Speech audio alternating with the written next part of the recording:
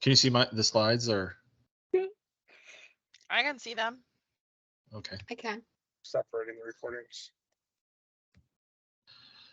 Applies fundamental knowledge of medications that EMT administers. Medication safety and kinds of medications that are used during an emergency.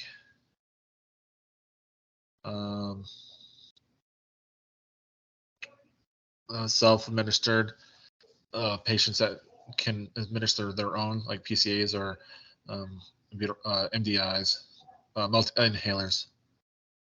And some EMTs can assist administering medications to patients.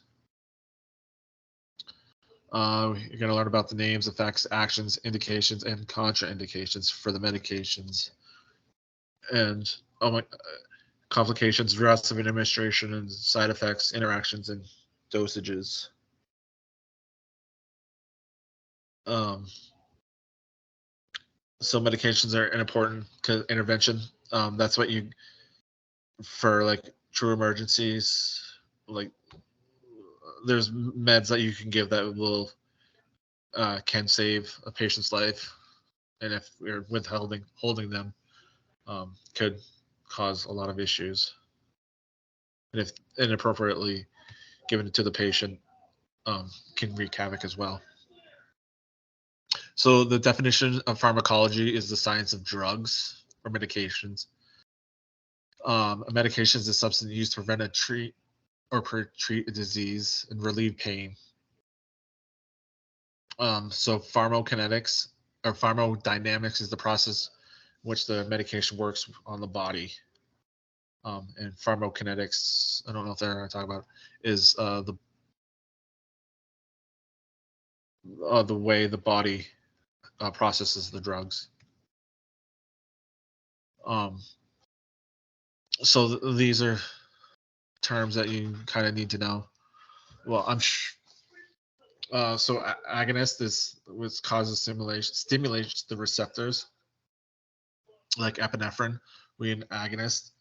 An antagonist binds the receptors and blocks the medications. So a good example of an antagonist is a Narcan. It binds to the opioid receptors, and so that kicks the opioids off. And dose is the amount of medication given. So for like epinephrine, for anaphylaxis is 0.3 milligrams.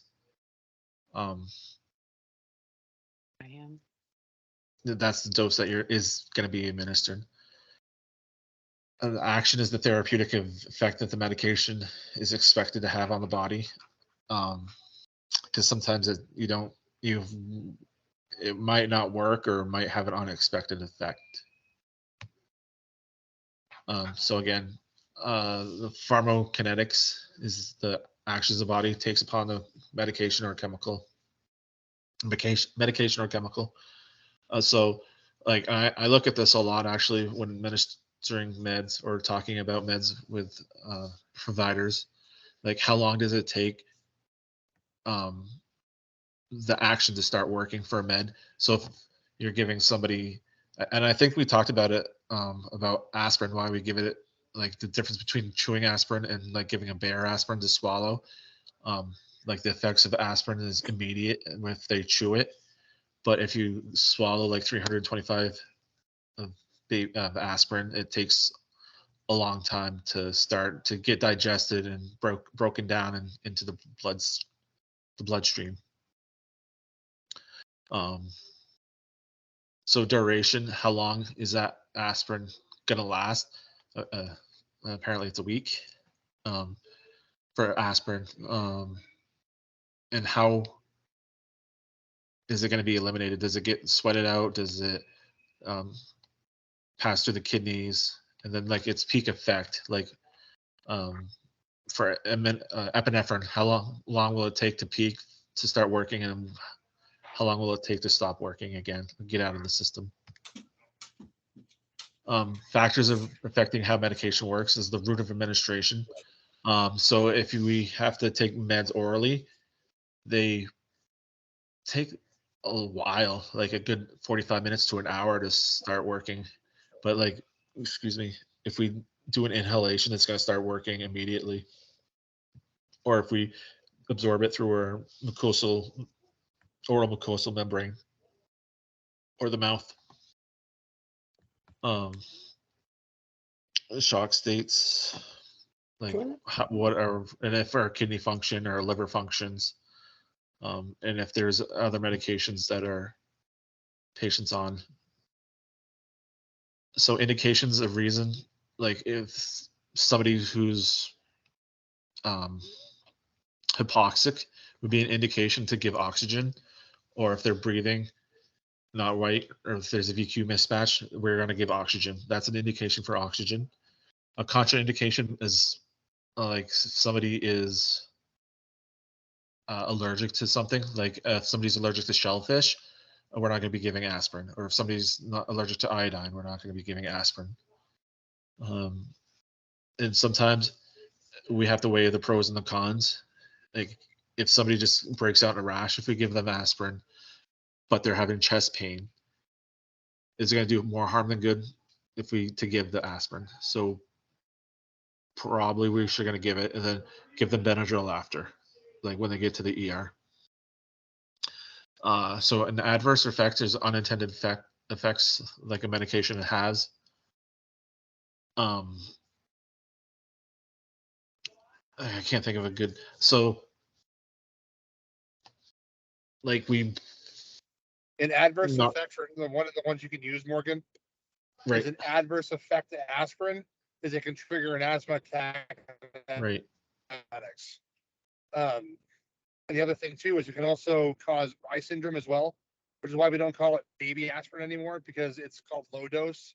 You can't give aspirin to someone under the age of 18 because it can trigger Rye syndrome as well. So those are some of your unintended or untoward effects from that. It can cause those things as the adverse effect. right. So like yeah, as he was saying, which is um, so asthma is a relative or absolute contraindication. We can control asthma, so it could be so, but we just need to be cognizant of what's going to happen after we give it because we want to keep ahead of that cause and effect. So there's what 3 or 4 different types of names for medications. So a generic name, example would be ibuprofen, or for Tylenol would be acetaminophen. For um, the trade name would be like a brand name when they start advertising or whatever. So Tylenol would be a brand name where the generic name would be acetaminophen. And they don't have it in here, which is they also have like the pharmaceutical name, and then they have the chemical name for it, which is the 2 other ones. Um,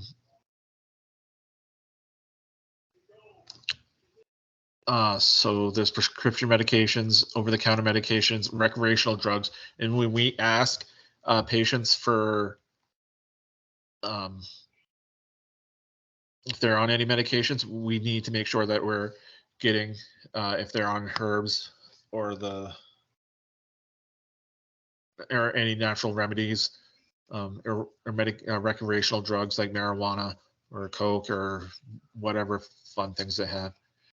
Even if it smells like weed, and they're like, "Oh, I don't do drugs," and then you're like, "I'm not the cops. I just need to know to treat you and pass on to the ER." Enhancement drugs like um, steroids or erectile dysfunction drugs. Viagra. Viagra, thank you. Because we don't want to give nitro to people with Viagra. Routes of administration, enteral medications enter the body through the digestive system, like I was talking about, and it usually is slower to absorb. Parenteral is other ways that it enters the body, like IM for epinephrine, sub-Q, Narcan, like for IN, intranasal. And those are going to act quite a lot faster. Like nasal takes a few minutes, and IM takes, unless it's epinephrine, it usually takes quite a long time to go as well. But like IV is the fastest. It's usually like instantaneously.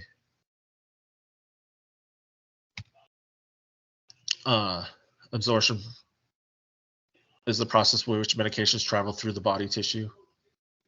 Common routes for administration is PR or per rectum.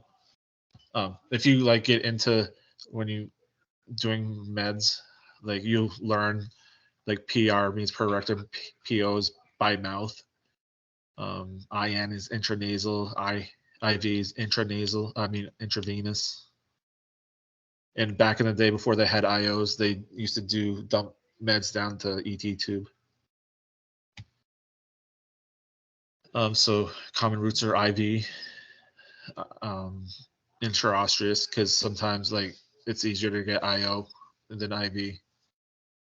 Some subcutaneous, like a TB test would be subcutaneous, or people Insulin? like that take insulin, yep, will take subcutaneous, like usually in their belly or whatever. In intramuscular, like Narcan, we can give Narcan intramuscular.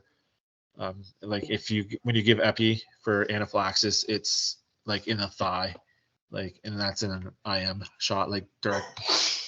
Bless you. So like oxygen is inhaled with inhalation. Sublingual is under the tongue for like nitro, that goes under the tongue. Yeah. Transcutaneous, that's when you have the patches. Like, and when that's another thing when we're doing, and a good reason to expose patients, they might be having patches of like pain patches or lidocaine patches or nitro. And if they're like ODing, we need to get them off. So intranasal, like when it's huge now with Narcan to right up the nose, or if somebody's having a seizure, you can give if there's a prescription for it, you can give IN midazolam. Here's just a chart of what rate it's gonna be, like what route and what rate it's gonna be absorbed into the body for effect. So like sublingual, like when we pop that nitro, it's done. It's in. Per rec. Like for babies, we give Tylenol. And like by mouth again, it's slower.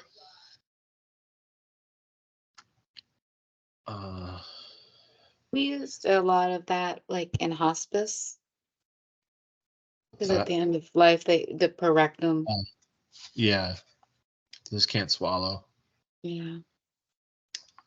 You also see diazepam or Valium, or what they call it, Diastat, in pediatric seizures now. That's where they have like a chronic seizure history. You'll see that giving PR in the field, well, with parents. I mean,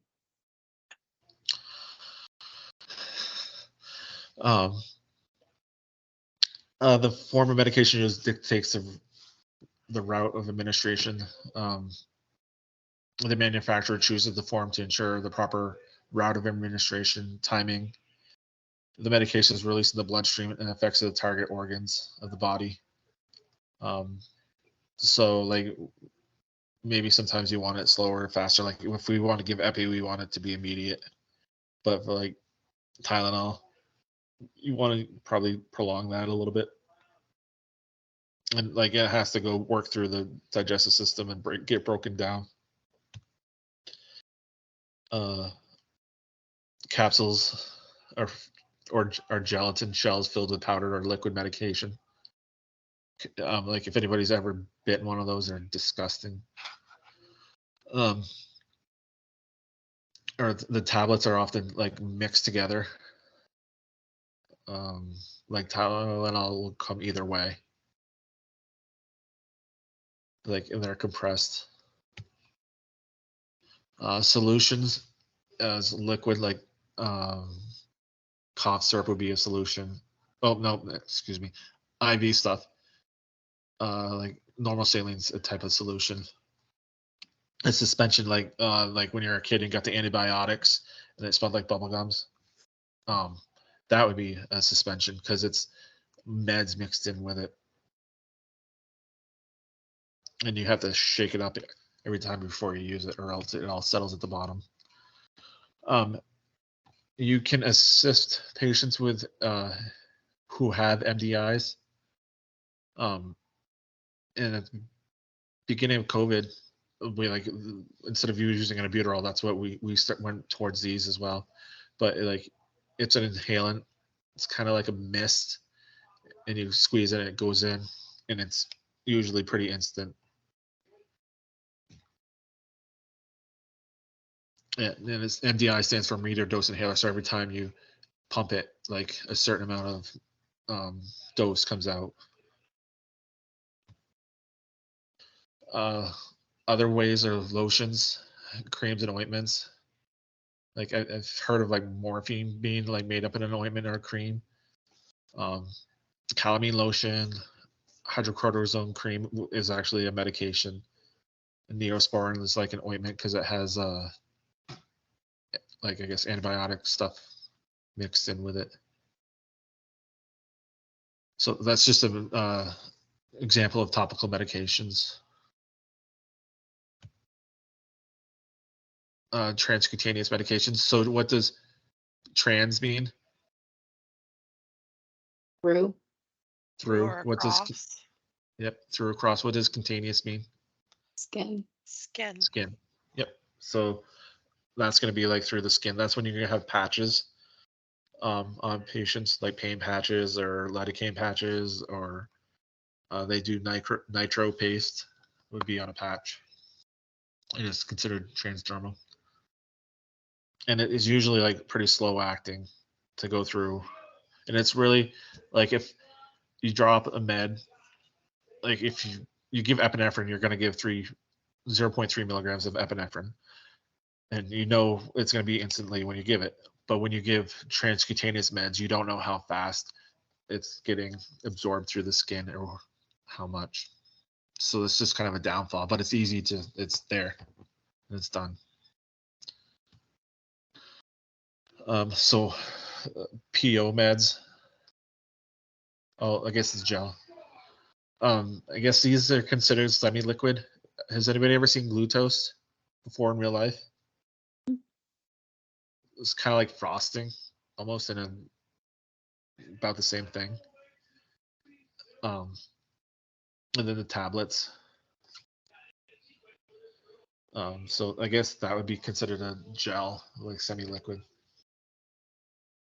Gases for inhalation. So like oxygen is like we're licensed to like administer oxygen. We just can't. So it's like a drug. It's a medication. So is this where Scott was talking about nitrous? Yes, nitrous would be a medication, an inhalation drug. And albuterol would be another, MDI. But yeah, it's a gas. Oxygen, nitrous. I guess they have what's called a medical gas. I don't know what it really consists of. But yeah. And a nebulizer would fall in this. That's a I good mean, I know it's a question. liquid when it's put in the vessel, but It's an aerosol. okay. Because it aerosolizes, it's considered inhalation medication. Yeah. Oh, so it does fall in here. Okay. Right. Because it aerosolizes. So the general steps for administering medications. Medication should be administered only under the authorization of medical control or protocol. Follow the rights of medication.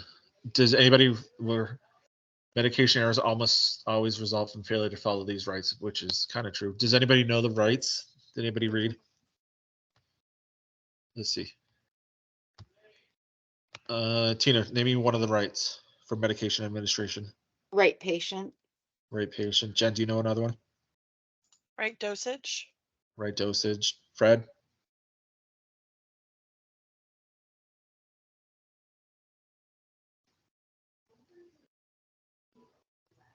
Oh, are you talking? I Yeah. can't hear you at all. All right, here we go. It's a good delay. So we had patient, dosage, Right? Yep. right to give. Oh, it's close. I mean, once you're an EMT, you get the right to give whatever medications in your protocol or your Right. practice. But you're close. You're Um, right. What kind of patient do you want for?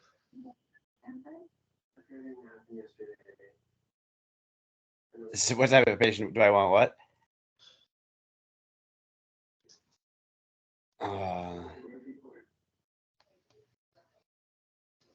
I'm drawing a blank.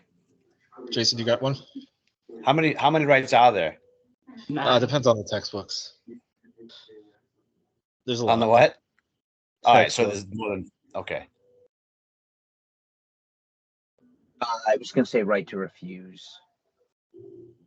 They do have the right to refuse, but that's not one of the rights for administration, though.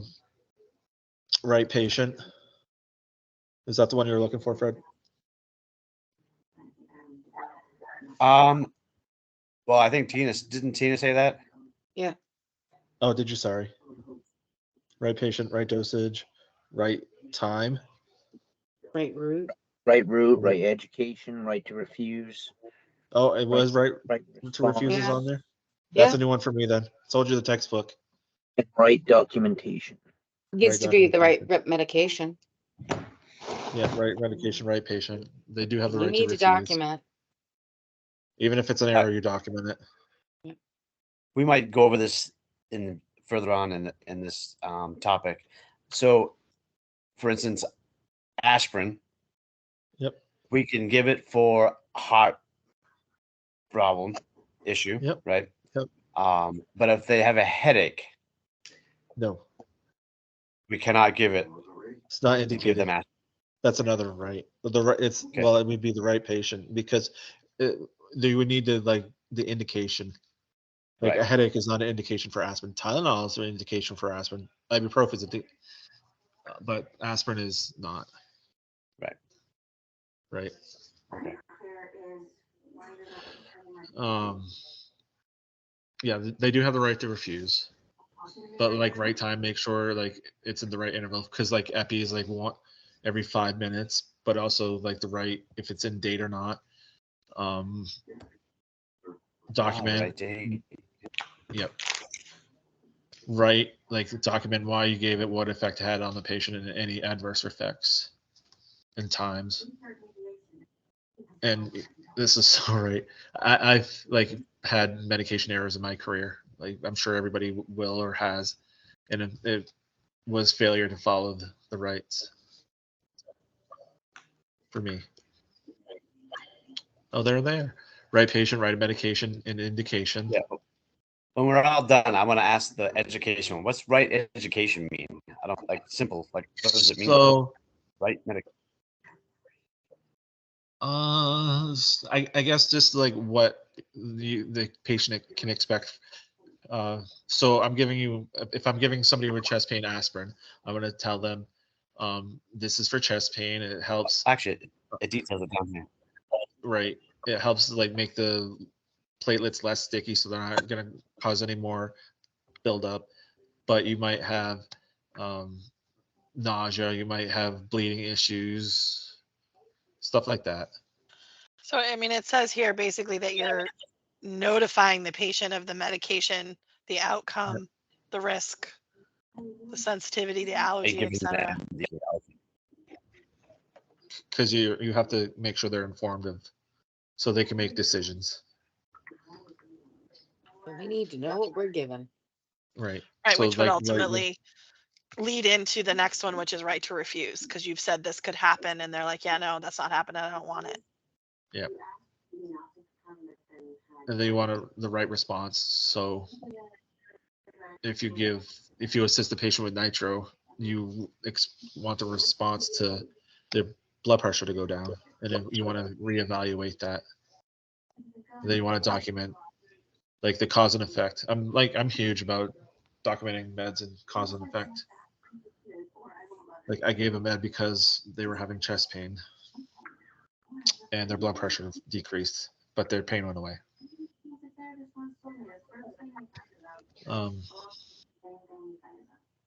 So circumstances that medications may be administered, peer assisted. I guess that if somebody like a bystander is there to help the patient, which I've had happen. Patient assisted, like if they're for whatever reason they can't do their own meds, that you assist them, and the way you assist is Actually, by Morgan, in the book, they were the peer assisted. They were talking about giving your partner. They were talking about like that if you needed to give your partner medication. Okay. Did someone else read that too? Yeah, so it's almost like if excuse me. Wow. I 'Cause it's faint like need exposure. oxygen. It's Yeah, exposure. if you're Yeah. exposed to something. Oh, the Like antidote. Like if the partner gets exposed to something, then I can treat you Cyanide because poisoning. Yeah. Yep.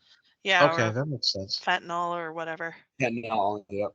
if we get I should know. decomp. This is the difference between the 10th edition and the 12th edition. So I guess if we consider pair, you just assume it's you're paired, you're equal. Yeah. That's peer. The next one is the patient assisted, where we help them. So if like a patient's prescribed a medication, that you can assist them with it, and you do that by documentation. I assist a patient with nitro. And then EMT administered meds. That's like the ones that you can give on your own, like epi and aspirin, glucose, activated charcoal, which is lovely, and it's determined by protocols and med control.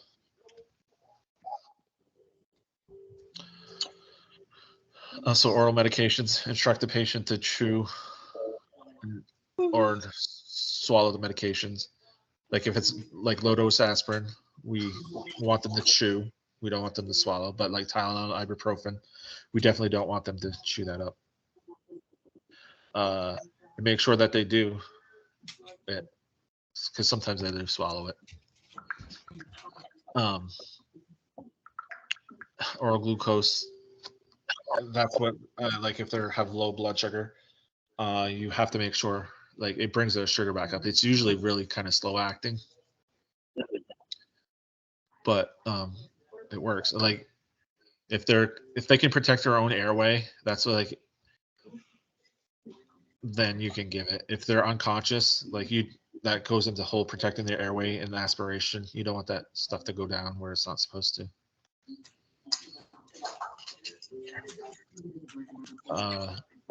Aspirin reduces fever and inflammation, inhibits platelet aggregation, so like it makes it less sticky, and it's useful during heart attacks. So like the coronary arteries can still be perfused.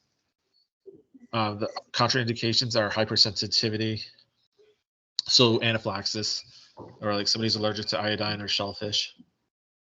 And it's like aspirin and ibuprofen is pretty hard on the liver and kidneys. If they're like bleeding disorder, or if they've had a recent brain bleed, you want to be cautious. Asthma, again, it's cautious. That should not be given to children. Right. So would the asthma be considered like a relative, and the should not be given to children an absolute? Yes. Like if somebody says they're having asthma but they have chest pain, I'm just gonna be cognizant that they could have an asthma attack, and we'll treat that when it comes But we're up. going to give it. Yeah. Sublingual meds, it's easy to give. It's easy to advise patients. It's quick, but once you like give a med, like if you give nitro, there's no taking it back. Disadvantages: constant evaluation of the airway, possible choking. If they're uncooperative or unconscious, we don't want to. They're just going to spit it back out if they're uncooperative or whatever. And if unconscious, you don't want them to Swallow it. swallow it or get it down in their lungs. Nitro, it relieves angina, so it dilates the vesicles, like including the carotid, so it increases blood flow and it relaxes the veins, so it decreases the demand on the cardiac muscle. So this is like the top one. It's a spray. We used to have it in Berlin, and it worked really well. You just kind of spray it, and it'd have the same effect. And the bottom one's like the tablet, and you put it underneath their tongue. But the top one is like wicked expensive, and it has a pretty long shelf life. And the bottom one is way shorter shelf life. And like once you crack it, you're not supposed to use it again after 3 months because the air messes with the nitroglycerin. So yeah, before administering, check for blood pressure and obtain to order to administer. So call med control. You don't want their blood pressure to be below. I'm sure it's 100 for you guys. For an indication they're having a possible MI or like there's like chest pain, it's crushing it. They're diaphoretic or there's any chest pain. It should not be used with erectile dysfunction meds. Does anybody know why that is? Drop in blood pressure. Right. It will drop their blood pressure. I gave nitro once to somebody. I gave the nitro, then I looked at their meds and I saw he was on Viagra. And then I'm like, oh my God. And then I walked into the ER and the doc gave me shit. He's like, you need to check their med. I'm like, okay. Is that considered a med error? Not really. I don't think he was really on. I don't think he took it before I gave the nitro. But he was definitely had it on his list.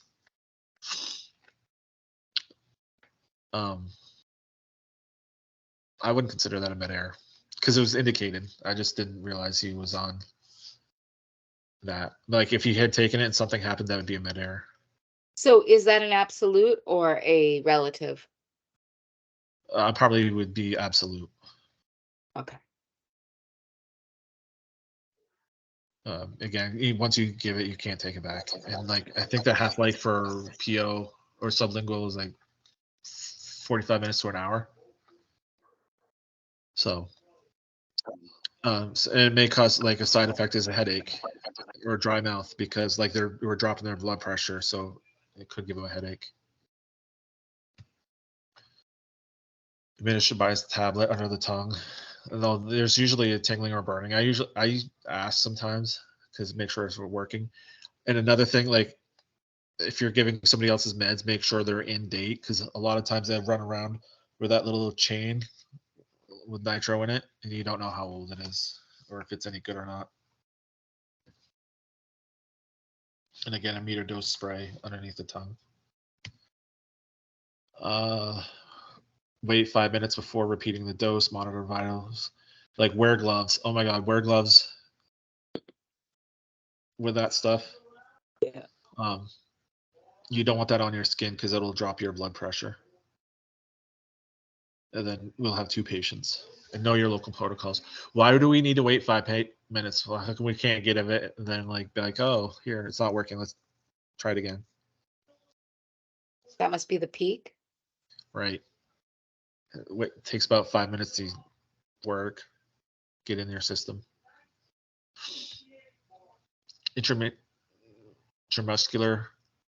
meds, its advantages is quick. It's pretty easy. Like you just jab it in somebody's thigh or arm or butt. There's usually stable blood flow. use of needles. So people are afraid of needles and might be a little bit painful. Epinephrine controls the flight or flight response. Like Kevin was saying before, like it mimics the response. So we're dumping to contract the vascular system and increase the heart rate. It's delivered IM. It's also called adrenaline. Same thing. So it's sympatho means mimetic. It means it's something that's created by the body and it's trying to mimic what that hormone does. So it increases the heart rate because it's a alpha of 1. It increases the heart rate and constricts the blood vessels. So we don't want to give it with patients with hypertension, hypothermia, because if you give it to somebody with hyperthermia, it's just going to give them out of whack. MI or wheezing. That's interesting. Maybe delivered with an auto eject. So. But someone who's having anaphylaxis, wouldn't they be wheezing potentially? They would. That's why I said that's interesting. Oh. They probably will be wheezing.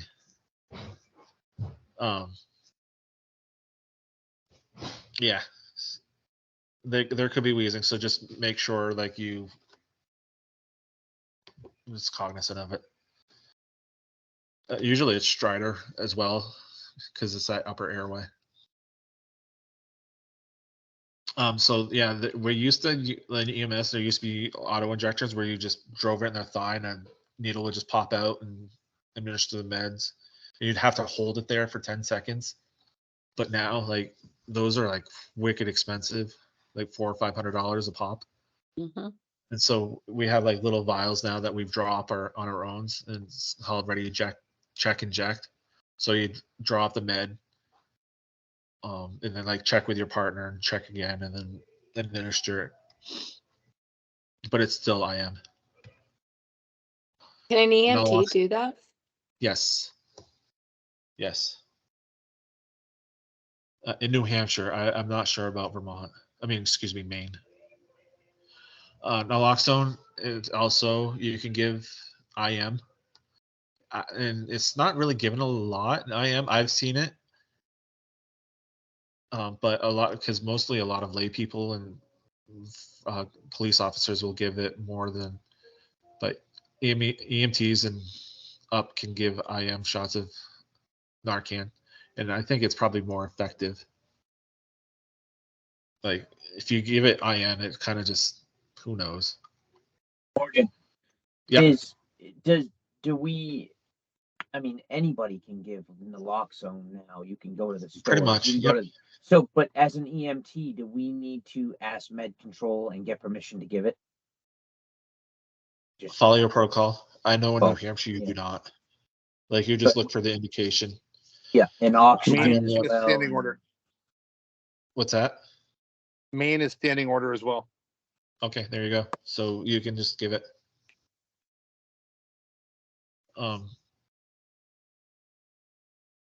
Effects may not last as long as opioids.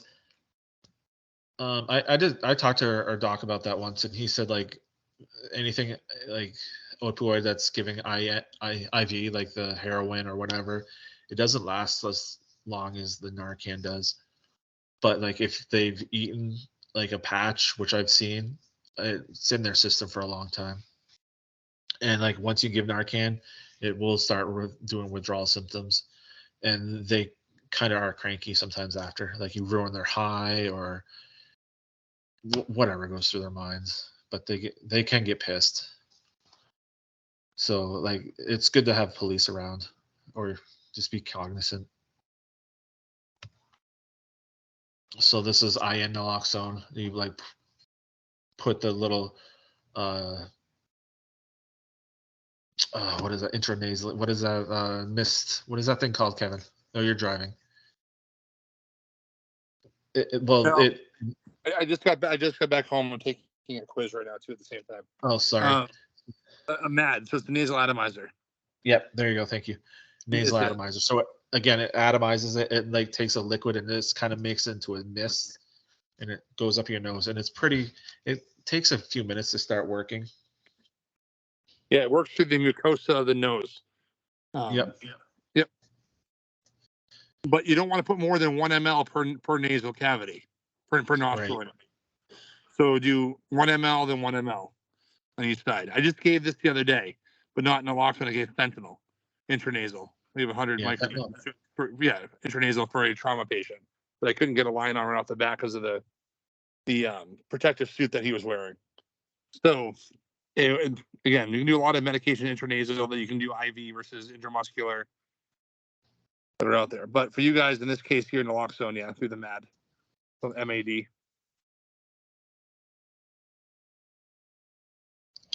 I don't use. I order them a lot. I just never use them very often. So oxygen, all Great for cells need to. pediatrics.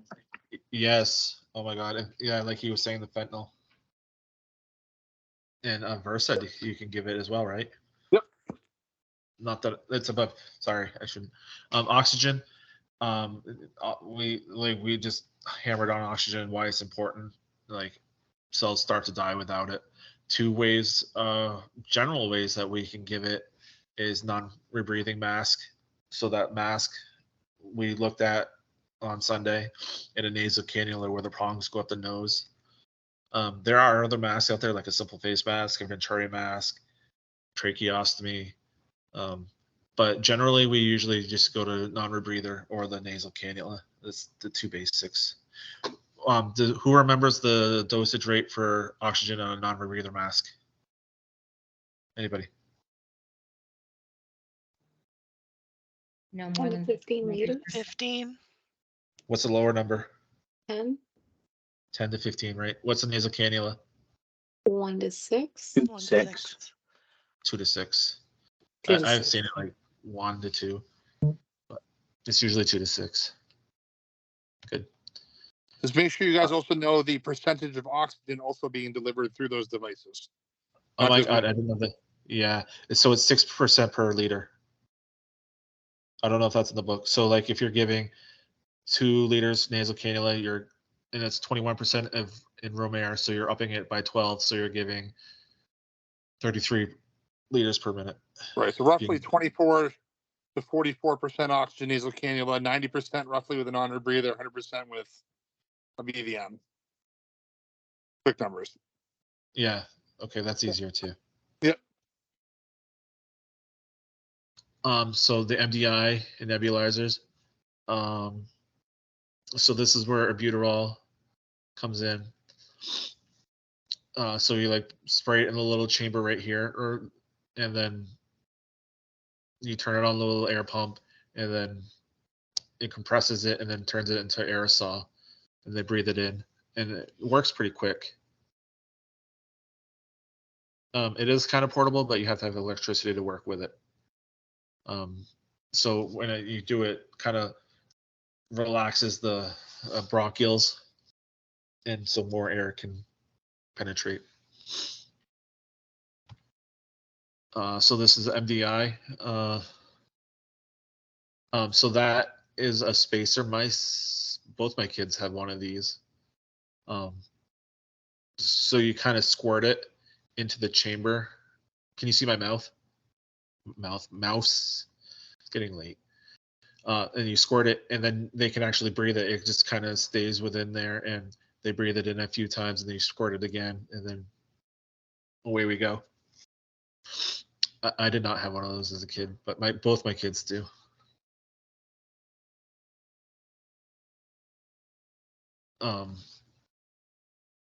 So small volume nebulizers, easier to use than MDIs. Sure. They take longer. Those like take 10 to 15 minutes to get like all of it out, and requires external air or oxygen, because we like usually put them on like the oxygen tanks in our rigs to give it, because they're going to need oxygen anyways, and that just helps compress it. And we don't need more equipment that we don't have to have. So it's more effective in moderate and severe respiratory distress. Like because like you got to think about it, like their bronchioles are closed down, pretty clamped shut, and so it's sometimes it takes a lot to move air in and out, and so like just an MDI just doesn't get down there enough, and it just the constant in and out will start opening stuff up, but again, it takes a little while to get done. And they can be used with CPAP. I used MDI a neb with a CPAP just the other night, and we turned the patient around. Patient medications assessment includes finding out which medications provides vital clues for a patient's condition, will guide treatment. It's useful in the emergency department. So true. So if somebody's on a beta blocker, this is just a good example, and they have anaphylaxis and you give them epi, what do you think is going to happen?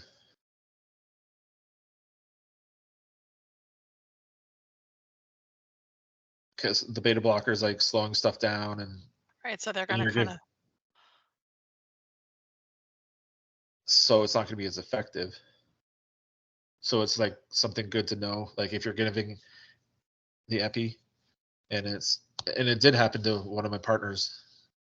One of the guys that was there for a few minutes, he had a call where the guy who was anaphylaxis, and he gave like I don't know how many doses of epi, then he was put on a drip, and he was on beta blockers because the epi wasn't just working like it should. But also if somebody's like on insulin and they're unresponsive, it's a good indicator. That's the path we're going to be taking or looking at. And they're going to want to know in the ER. So like and it's better to bring their entire bottles and not just a list, because sometimes they just need them there.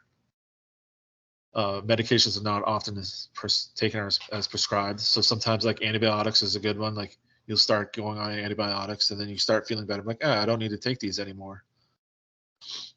Or so psych meds. I just have a question. You Sure. said it's better to take the bottles with you. So it's Like sort the of like, meds. I was gonna say, so that's And the okay. You meds can just and collect bottles. all their meds and take them with you? Right. Okay. They like that better sometimes, because it just gives them a look of what's going on with the patient, if they're taking it appropriately, if they need to give them meds while they're in the ER. Yeah, because they can look at when it was filled and how many pills Right. are left. They can actually, Yep.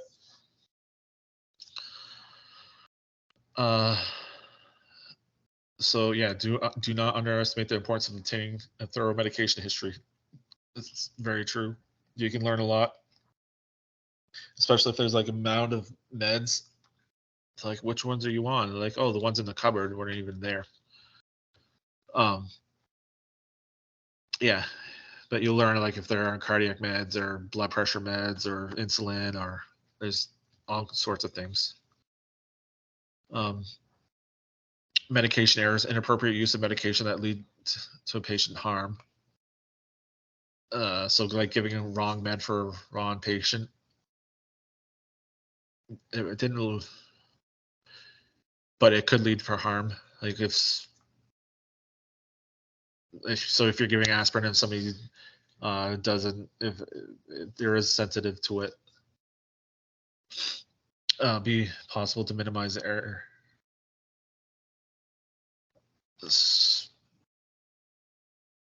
Oh yeah, so ensure the environment does not. That's funny. Ensure the environment doesn't contribute to errors. Yeah, so like in ambulances, there's a lot going on. I read an article about this. There's a lot going on in ambulances. There's movement, like you're moving. People are talking. But like if you ever notice in the ER, like there's an entire room dedicated just to drawing up medications, and they're all alone and only one person at a time, and the doctor orders it. So like you need like double check yourself, make sure it's the right patient, make sure all the rights are intact. Like when I administer meds, like especially if they're ordered on a order sheet, I will like say it out loud. My partner's with me. I will confirm with the partner, this is the dose I want. This is the dose that's in there. This is what I'm giving it for.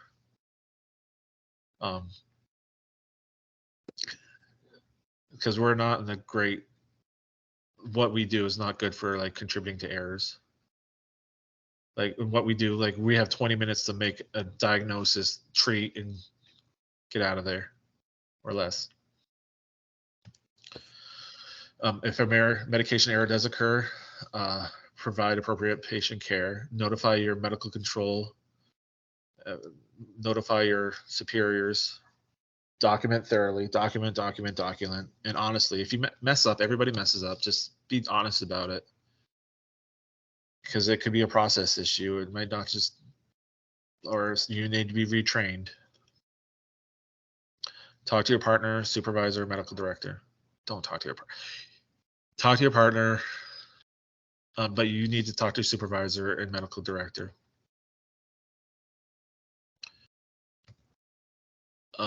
So review. Pharmacology is defined as the study of cells and tissues, study of drugs and medications, effects of medications in the lungs, and distribution of drugs to the body tissues. E. D. B. B. B as in boy. B. Bravo. B. Boy. Boy. Yes. Oh yeah.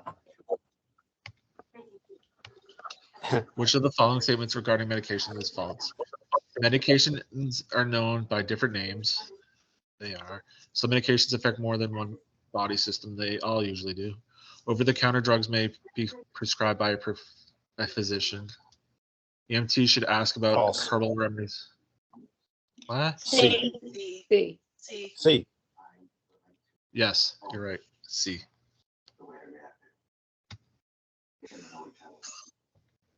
They can though. You put it on your insurance. Follow which of the following routes of medication administration has the fastest effect? Oral, intravenous, subcutaneous, intramuscular. B. B. I'm going B. Boy. D B is is boy, yes. Bravo. Intravenous is the quickest. Like instantaneous.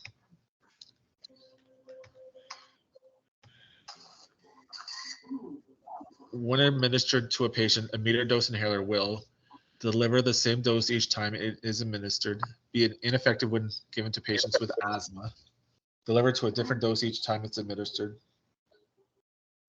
be delivered to the lungs over a period of 6 to 8 hours. A. A. It is a. You want to know what test taking at hand? Oh crap.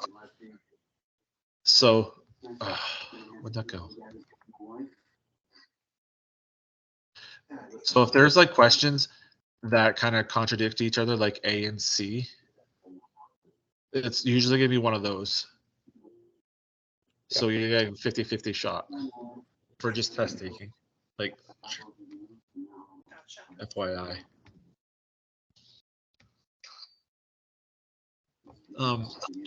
You are managing a 62-year-old woman who complains of crushing chest pain. Her blood pressure is 84/64 millimeters of mercury, and her heart rate is 110 beats per minute. Medical control advises you to assist her taking her prescribed nitroglycerin. After receiving this order, you should probably not do it. Reassess the patient's heart rate and then assist with nitroglycerin. Repeat the patient's blood pressure to the physician and confirm the order. Wait 10 minutes, reassess the blood pressure, and then give the nitroglycerin. Administer the nitroglycerin to the patient, D. then reassess your blood pressure. I'm B. going D as in dog. Say D as in B David. Bravo. B. I would Okay, we're gonna question go- that order. You're gonna go D. That's the nurse coming out right there. Yep. Blood So pressure. back in communications, like you're supposed to D. echo what they're saying. So you're gonna say, okay, I understand that the patient's blood pressure is 84/64, and you want me to give them a nitro. And then just don't do it. It's B. Yeah. Huh? We shouldn't be giving anybody nitro less than 100. I'm calling bull crap. What's that? You No, I disagree? was saying, Uh, yeah, I don't like the question answer. Activated charcoal is indicated by for patients who have ingested certain drugs and toxins because it acts as a direct reversal agent for most medications, induces vomiting. It does. Whoa. The chemical can I be guess that's it. digested. No, it isn't. No, it's Detoxifies the D. drug before it can cause Yes. harm. D is in David. Yeah. It binds to the chemicals in the stomach and delays absorption. Yes, it's a binder. Has anybody ever seen the activated charcoal given? Yes. Gross. Nasty. And it stings really bad too, just FYI. Their whole. Sure does. With regard to pharmacology, the term action refers to A, the ability of a drug to cause harm, B, ability of the drug to produce side effects, C, amount of time it will take the drug to work, D, C. expected. Yes. C. E, expected effect on the drug's patient. Yes. Yeah. Oh, look at that. D. I didn't read all the answers. D, but I thought everyone was wrong. So Right. So yeah, the action is the expected effect. Like if I give nitro, I expect the action will be for it to reduce the blood pressure and open those vascular systems.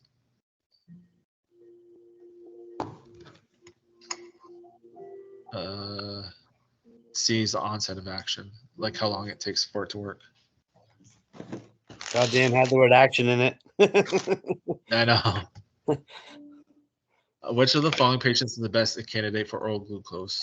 A conscious patient who's showing signs of hypoglycemia, unconscious diabetic patient with documented low blood sugar, conscious diabetic patient suspected of being hyperglycemic, semi-conscious patient with signs and symptoms. I would say A. I'm going with C this time.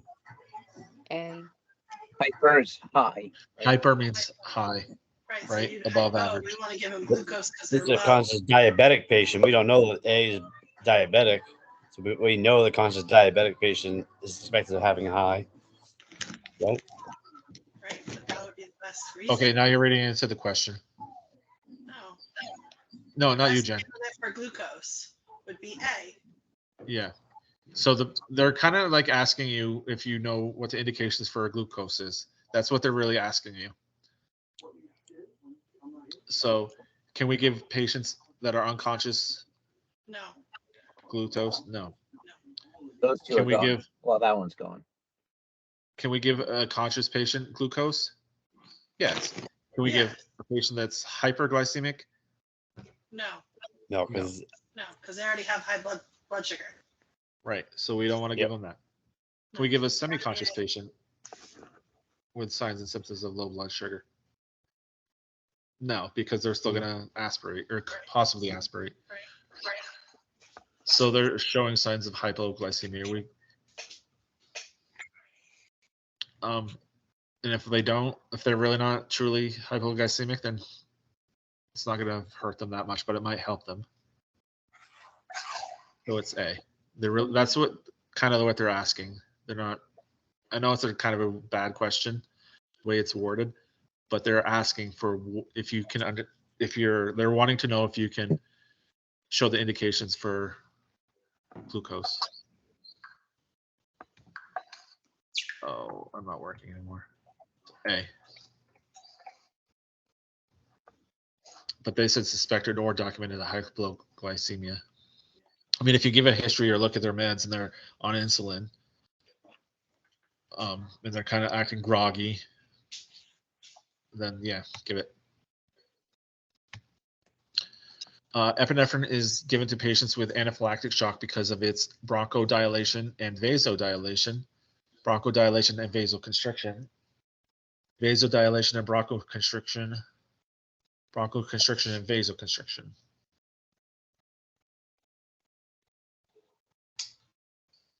A. I'm gonna go with So, A. I'm gonna go with B.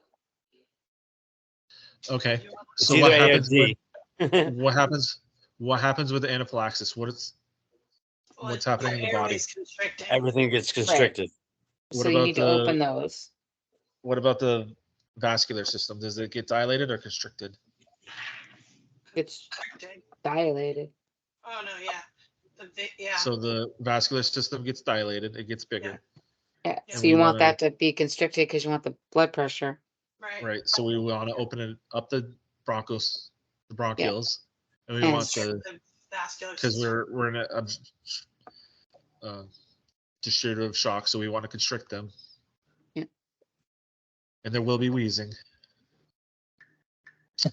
So yeah, it would be B.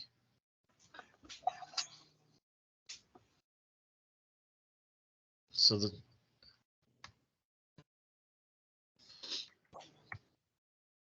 process by which medications travel through the body tissues until they reaches the bloodstream is called adsorption, onset of action, absorption, and transformation. C. See, C. I would go with C. C. Good job. Done. All right, I feel the same way. No, Thanks, we've just Morgan. begun. We've always just begun. I was listening to the Carpenters earlier. So does anybody have any questions about shock or pharmacology or anything in particular other I than don't think so. it's a lot. Is Kevin still on? Pharmacology is Kevin, you nearly as want to add anything? Just